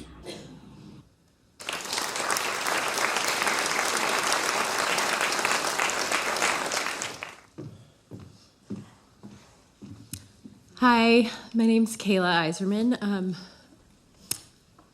Something I've been thinking about just watching all the beautiful things that were put together to remember Fernanda. And I don't know if this will resonate with anybody else, but there are people in this world that we connect with in a way that is so profound and so spiritual that it doesn't matter if we don't see each other for 20 years. There's something so necessary about our humanity, and Fernanda just was such a massive part of my journey as a person because of her heart, because of her spirit. And I just feel so touched by the energy in the room that I can sense deeply in my own spirit that there's a power to this kind of love and remembrance. And it's not contrite to say that she won't be forgotten. It's so deep. So thank you all for sharing your time and energy and your love. I'm going to read a poem / journal entry of Fernanda's. It's called Pack Lightly, and I believe it is in the book as well. Pack lightly from now on. Heavy bags of regret here from yesterday. Let go of that which you cannot change. Apologize to those who you regret hurting. Write letters to those I've hurt. Have a let go bonfire for myself. Heal your body. Dedicate a yoga practice to releasing all the baggage I've stored in my body. Things I'll regret. Being hard on myself. Taking things too seriously. Trying to please or impress people. Trying to fit in. Being cruel or unfair to anyone. Not going for it. Let things go. Leave things. Don't stuff them in your bags and carry them around. We one day will leave this place, so pack lightly. Yes, I'm a wanderer. Yes, I'm a traveler. Yes, I'm a nomad. And no, I have no home. One day I will leave this place. This place is beautiful. I wish to take many pictures, learn the language, and experience all that it has to offer. I do not wish to disturb the peace if there is peace, or fight the war if there is one. I'm here to watch and learn, see the sights, write in my diary, and enjoy every exotic meal. I'll meet the people and share the stories, as a good guest should. I'll sing for my dinner and go where I'm welcome, and not be offended when I don't belong. I can't fall in love, for I'm not staying, though this place may move me to tears, and when its customs disturb me, I'll relax when I remember I'm not from here. One day I'll leave, so it's not a big deal. I just step back and write about what I see. And I must remember not to hang on to anything. When I leave the exit, will be joyful. If I'm light and free of baggage, I won't be able to smuggle people I'm not finished with yet, or arguments I've yet to resolve. I can't take the messes I've made to fix after I'm gone. I can't take the places I didn't see that I wanted to see with me, that tour I didn't do. If I try, it will hurt. So pack lightly, traveler, and enjoy your time. The great thing about vacation is that nothing can go wrong. It's either romance or adventure. As a last note, and this one is easy to forget because sometimes we feel like we're staying forever. This body you're traveling in is a loner, so take good care of it. You can't return it until you leave. Notice, this body and all related parts is property of Mother Earth. It has been leased to you in trust for the duration of your journey and is your responsibility to maintain its overall health. Always listen carefully to its instructions and abide accordingly. It is optimally designed to guide you through your travels. Thank you and enjoy your time.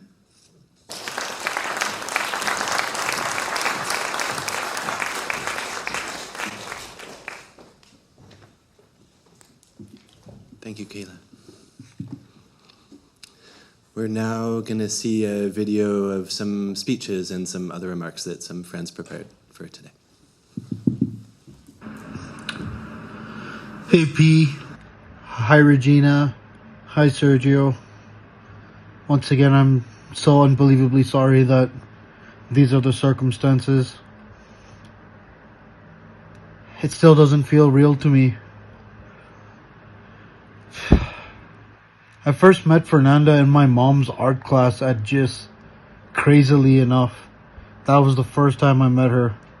And ever since the age of 13, Fernanda had been a constant in my life. Like, she was there in middle school, high school, then we ended up going to university together, and then ended up living in the same city after university.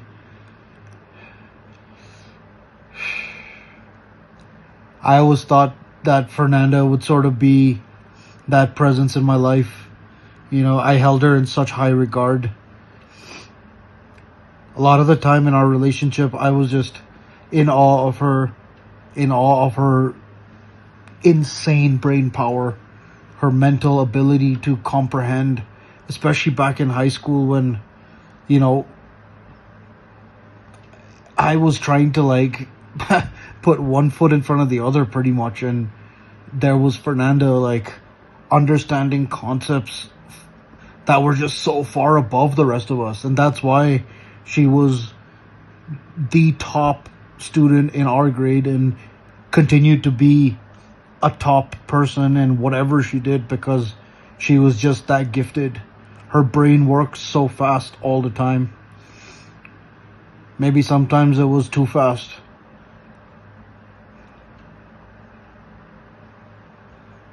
I miss her energy. I miss that I could talk to her about anything.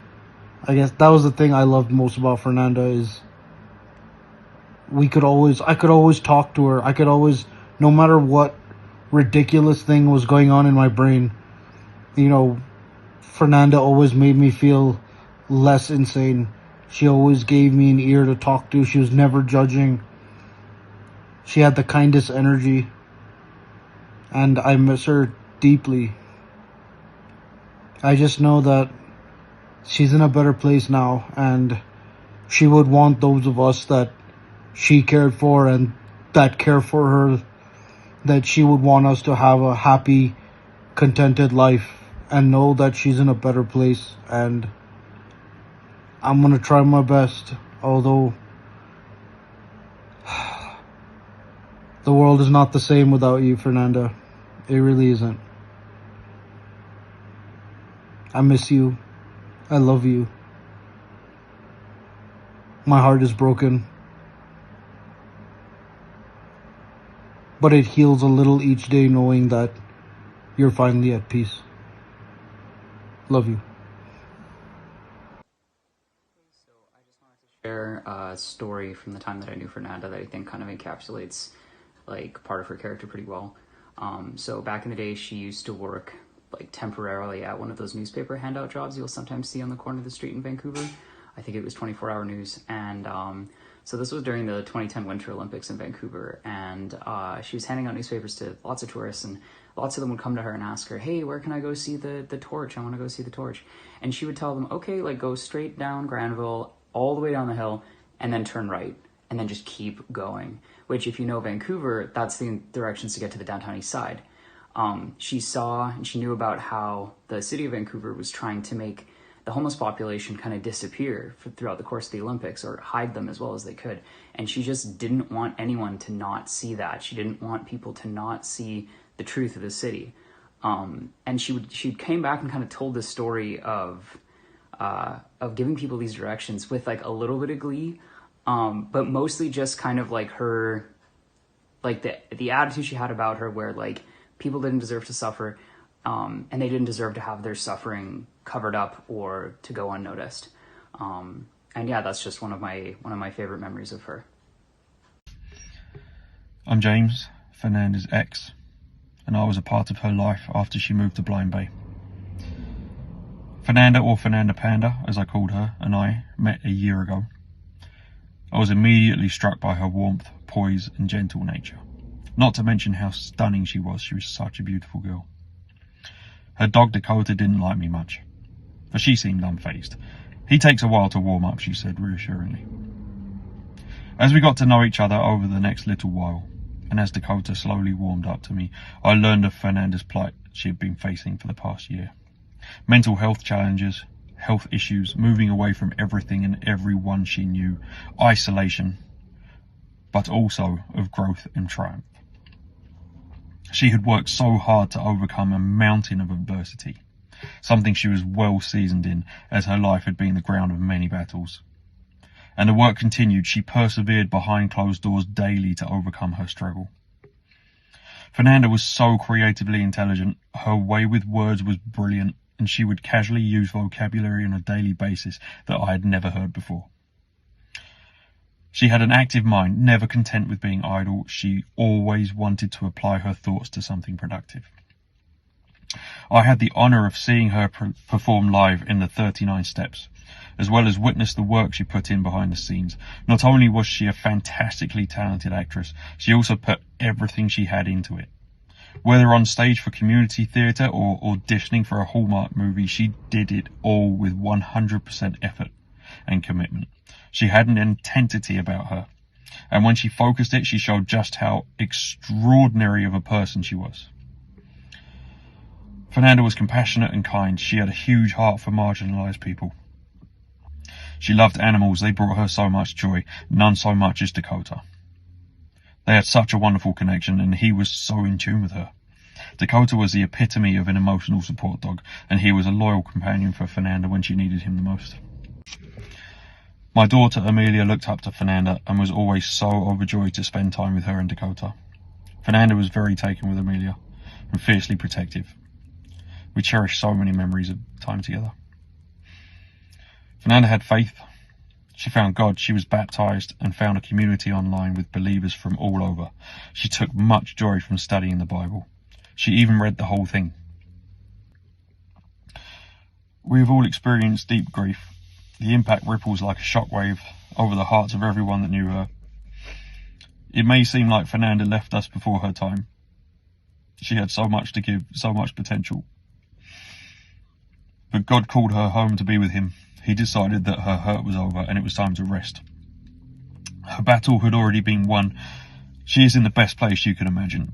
Her fight is over, her pain is gone, and she is experiencing nothing but joy in the arms of our Father. And this is the truth that I remind myself of when the waves of sadness hit.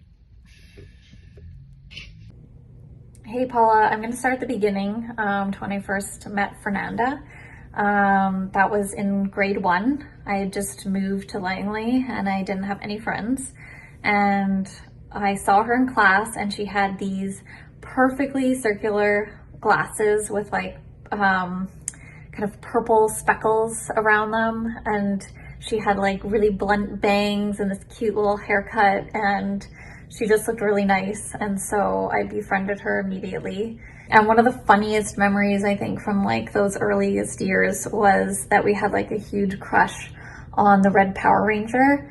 And so we decided to dress up in our red jeans that we had that were matching and a white t-shirt, and we did each other's makeup. We didn't really know what we were doing, so I think I had like blush down in my jawline, and it looked pretty hilarious. So we had a photo taken, and then I believe we wrote him a love letter, and the plan was to send this image and the love letter to him. I'm not sure if that ever got sent, but we had a lot of fun preparing that. I think we got together too to make a Clueless sequel. I think it was like me, Fernanda, and Paula. We started writing sequel to Clueless, and I feel like these things were just non-stop that we would do together.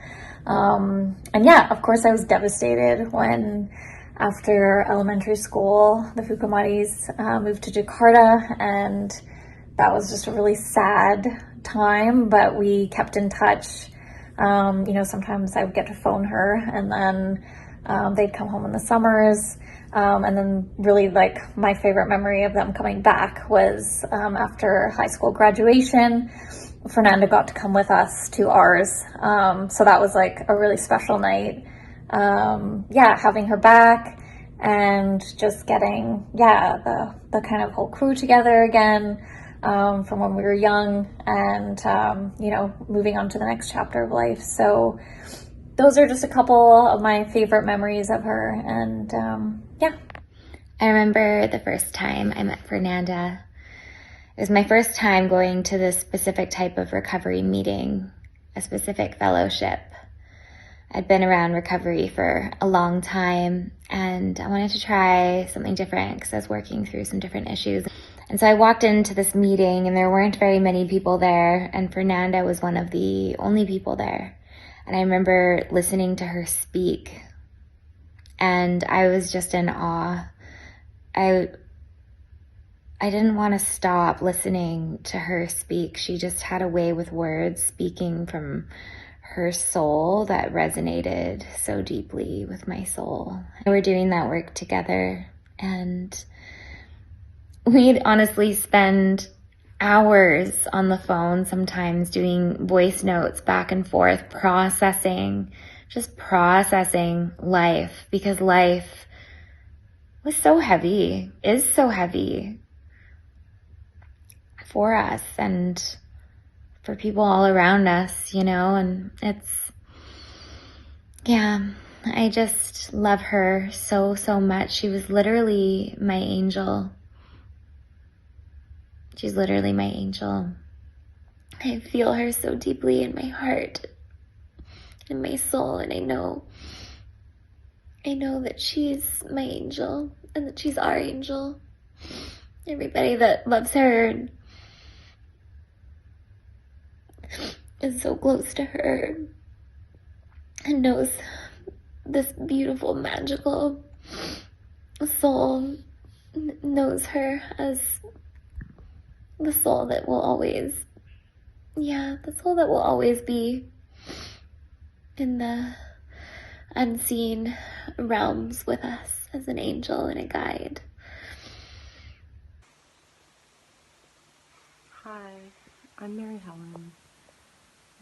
Fernanda and I met in 2007 at UBC in a gender studies class called Theories of Representation. It was a very good class, and we noticed each other because even when things weren't necessarily intended to be funny, we seemed to laugh at the same things. Comments people would make, observations the professor would come up with. We would just catch each other laughing at the same time, and eventually we talked, and at the end of the semester, Fernanda asked me if I would be taking the follow-up class, Theories of Semiotics, and I said yes. And after the winter break, we came back to school, and we were both in that class, and we sat next to each other. We've been friends for the last 7 years, and every couple months I would get a little update from her, what play she's in, what she's writing, where she's living, how Dakota's doing, asking me what I'm working on and where I am, and just catching up so sincerely, telling me she'd seen a movie that reminded her of me, or just always wanting to really connect, not in a surface way, not in a phony way. She was really someone who wanted to be deeply connected. And I miss that. I miss that a lot. I really miss knowing that, you know, any minute, any day, there could be a cute little update from her with her sense of humor and her silly stories. She is so missed, and her spirit will never be forgotten, but I just hope she's at peace. There was nobody like Fernanda. She deserves to be at rest, and I hope she's watching this and that it's bringing her joy. Hi, my name's Kayla Iserman. I've known Fernanda since we were 8 years old. We were both born in May of 1987, and we went to elementary school together and remained friends throughout our lives. So I just want to read a letter that I wrote to Fernanda. Fernanda, I've avoided or maybe not been ready to talk to you. I never felt like I knew what to say. The truth is, I wanted to impress you. I wanted you to think highly of me, the way that I thought highly of you. I wanted to get under your skin, the way that you got under mine. 8 years old, a playwright, a maverick, a beauty.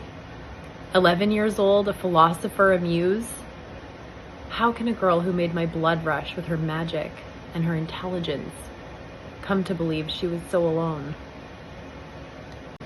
See, I didn't just see you, Fernanda. I loved you. I missed you every single year, all year long, until you came back from Jakarta in the summertime. And then I was jealous for your time.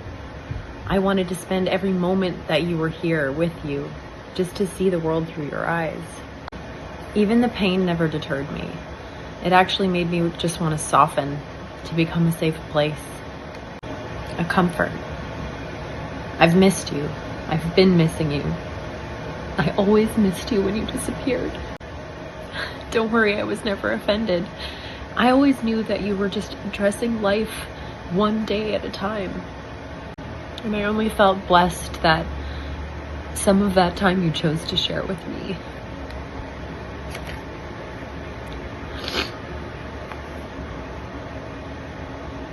I tried to love you as many ways as I could, even though you would never let me cook for you. I prayed for you. Oh, how I prayed. And when you invited me to your baptism, and it was just us and baby Peter, and we swam in the ocean, you were so free.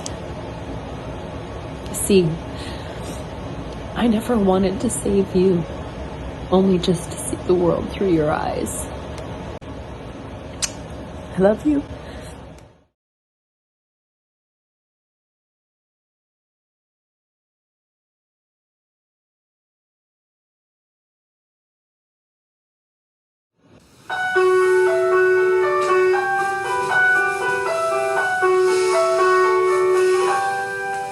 On my own, pretending he's beside me. All alone, I walk with him till morning. Without him, I feel his arms around me. And when I lose my way, I close my eyes and he has found me. In the rain, the pavement shines like silver. All the lights are misty in the river. In the darkness, the trees are full of starlight, and all I see is him and me forever and forever. And I know it's only in my mind that I'm talking to myself and not to him. And although I know that he is blind, still I say there's a way for us. I love him, but when the night is over, he is gone. The river's just a river. Without him, the world around me changes. The trees are barren everywhere, the streets are full of strangers. I love him, but every day I'm learning. All my life I've only been pretending. Without me, his world will go on turning. A world that's full of happiness that I have never known.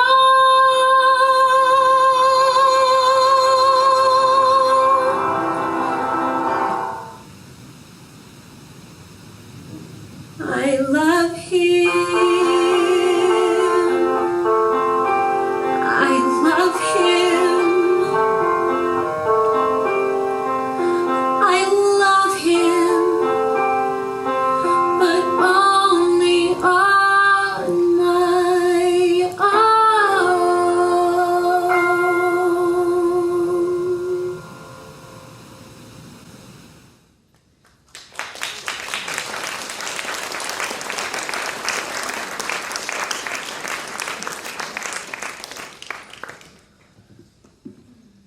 Thank you, everybody.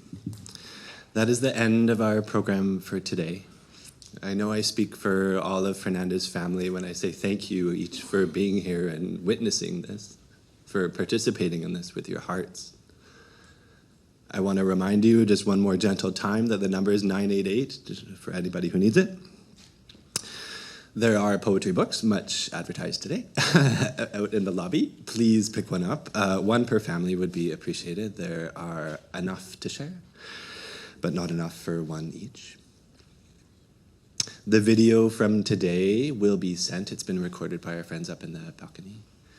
I personally already miss Fernanda's voice, and it just stopped a few seconds ago. And so that will be in each of your inboxes if you RSVP'd. Please mingle and share your hearts with one another in the lobby if that suits you, or find another generous way of being present to your heart. I'm so grateful for having shared this time with each of you. Thank you.